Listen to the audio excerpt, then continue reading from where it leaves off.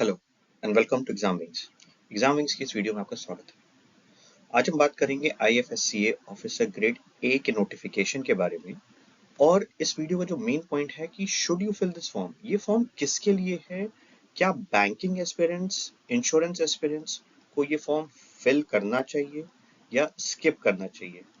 Skip और fill, ये पूरी चीजें, ये कंफ्यूजन बहुत से स्टूडेंट्स ने मेरे से पूछा है और उसको यहाँ पे हम क्लियरिफाई करेंगे।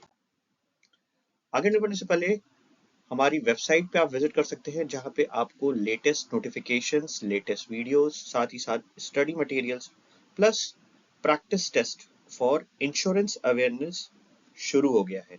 वहां पे मॉक टेस्ट फ्री के पड़े हुए हैं, जहां पे इंश्योरेंस अवेयरनेस के क्वेश्चन प्रैक्टिस कर सकते हैं। तो visit exam wings right now. Important dates की बात करें तो 11 सितंबर से 25 सितंबर तक इसका फॉर्म फिल किया जाना है। 25 सितंबर लास्ट डेट है। ऑनलाइन फेज 1 का एग्जामिनेशन 11 अक्टूबर को होगा। 15 नवंबर का इसका मेंस का एग्जामिनेशन होगा। तो अगर आप देखो तो मेंस का टाइम बहुत कम है। इवन आप देखोगे तो आरबीआई के पेपर से भी कम टाइम यहाँ पे मेंस के एग्जामिनेशन के लिए है। बट हाँ, प्री का एग्जामिनेशन करीब करीब उसी टाइम पे आ रहा है। इंटरव्यू जो होगा फाइनली आपको मेल्स के थ्रू होगा इंडिकेट। एलिजिबिलिटी क्राइटेरिया की बात करें तो किसी भी डिसिप्लिन में 60% मिनिमम मार्क्स अगर आपका है तो आप इस फॉर्म को फिल कर सकते हो। Final year candidate must produce proof before joining, कि उनका सारी चीजें क्लियर हो गई हैं और अगर परसेंटेज के आसपास है तो परसेंटेज के हिसाब से 60% उनका स्कोर होना चाहिए। अब बात करते हैं एज लिमिट की। एज लिमिट एज ऑन 25 सितंबर दी गई है, तो ये अलग है age compare to RBI. RBI का जो हमने देखा था वो क्या था, 1 सितंबर था। ठीक है, तो यहाँ पे मैक्सिमम एज 30 इयर्स, वही 21 टू 30 इयर्स की एज है। रिलैक्सेशन जो हमको नॉर्मल गवर्नमेंट रूल्स के हिसाब से मिलता है वो यहाँ हमको देखने को मिलेगा। वैकेंसीज की बात करें तो vacancies are available for general, legal and IT stream. ठीक है,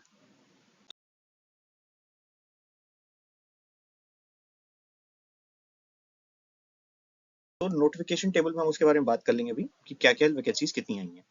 इस पर्टिकुलर वीडियो में हम ये देखने वाले हैं कि ये फॉर्म भरना किसको है, ये समझना है। और वो हम तभी समझ सकते हैं जब हम एग्जामिनेशन का पैटर्न समझें। ठीक है, कि क्या है, क्या हम उसके लिए तैयार हैं। दूसरा जो इम्पोर्टेंट चीज है वो ये समझना है कि सिलेबस क्या है।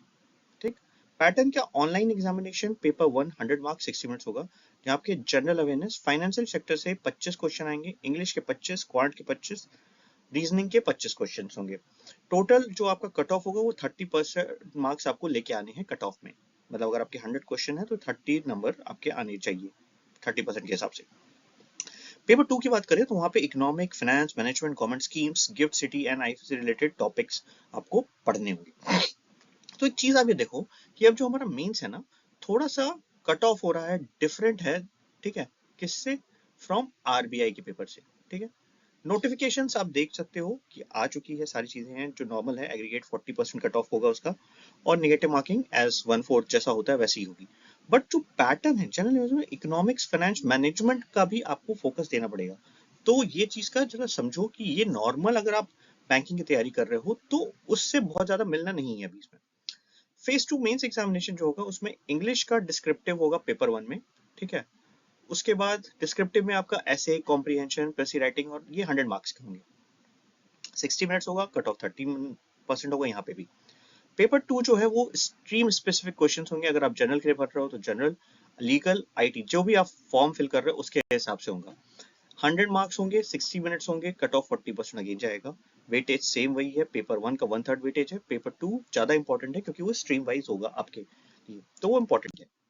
अब बात करें सिलेबस की, तो सिलेबस में जनरल अवेयर्स में gift city, IFSC, banking, capital, pension, global finance के बारे में आपसे बात की जाएगी। इकोनॉमिक्स के ऊपर आपके पास economic survey, financial sectors, RBI SEBI की स्कीम्स, उनके नए अपडेट्स, ये सारी चीजें हो जाएंगी। तो अगर आप देखो तो आप कवर क्या कर रहे हो, अभी तक रीजनिंग और क्वांटिटेटिव एप्टीट्यूड आप पढ़ते आ रहे हो और इंग्लिश पढ़ते आ रहे हो। बट ये उन लोगों के लिए बेटर है जो आरबीआई की प्रिपरेशन कर रहे हैं या आरबीआई पे फोकस कर रहे हैं या जिन्होंने इसके लिए पहले से तैयारी की हुई है। अगर आप फर्स्ट टाइम आईबीपीएस, एसबीआई का पेपर दे रहे हो या फिर एलआईसी का पेपर दे रहे हो, इस फॉर्म को आप मत फिल करो। टाइम वेस्ट करने का टाइम नहीं है। क्यों? क्योंकि आईबीपीएस का एग्जामिनेशन चल रहा है, एसबीआई का एग्जामिनेशन चल रहा है, एलआईसी का होने वाला है। तो एक नया सब्जेक्ट अगले 1 महीने में पढ़ना, 1 मंथ में, जब आपका अक्टूबर 11 को पेपर होगा, तो बहुत टफ है। ठीक है, 11 अक्टूबर तक सारी चीजें कंप्लीट करना बहुत मुश्किल है। उन केसेस में उन स्टूडेंट्स को मैं मना करूंगा ये फॉर्म फिल करने के लिए। सिर्फ एक्सपेरिमेंट के लिए फॉर्म फिल मत करो, अननेसेसरी पैसे मत फंसाओ, तो वहां पे आप ये फॉर्म नहीं फिल करोगे। सर मैं पे स्केल हमारी वही 44,500 की पे स्केल है, अप्रोक्सीमेटली लाख 1.10 लाख के आसपास इसका जो आपका अलाउंस होगा वो मिलेगा। फैसिलिटीज बहुत अच्छी मिलती हैं, बेसिकली IFS CA, क्योंकि ये गिफ्ट सिटी में है तो वहाँ पे और भी अमेनिटीज आपको मिलती रहेंगी। बट हमारा जो इस वीडियो का मेन कंसेप्ट था कि हमको ये फॉर्म फिल करना है कि नहीं, तो वो मेन पॉइंट पहला क्या है, if you are preparing for RBI and other examinations like NABARD, आप ये फॉर्म फिल करो। इफ ओनली IBPS की तैयारी आपकी हुई है,